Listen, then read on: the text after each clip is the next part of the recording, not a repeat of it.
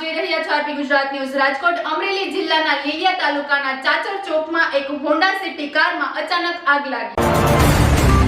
ઢાંગલા ગામથી ખરીદીમાં આવેલ યુવકની કાર આ બનાવમાં પાર્કિંગમાં હતી। આગ લાગતા આસપાસના દુકાનદારો અને હાજર લોકોમાં અફડાતફડી મચી હતી। ઘટનાની જાણ થતાં ફાયર વિભાગ તાત્કાલિક ઘટના સ્થળે પહોંચી આગ પર કાબુ મેળવ્યો હતો। વધુ સમાચાર માટે જોડાયેલા રહો આરપી ગુજરાત ન્યૂઝ રાજકોટ।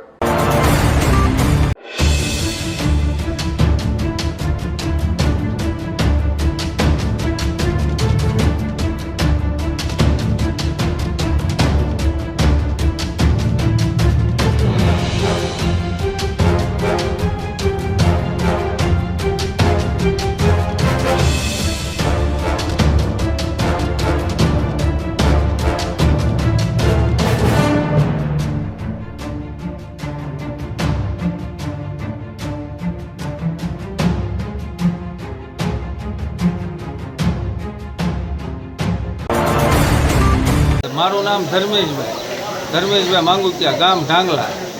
ગાડી અમે અહીંયા ખરીદી કરવા આવ્યા હતા।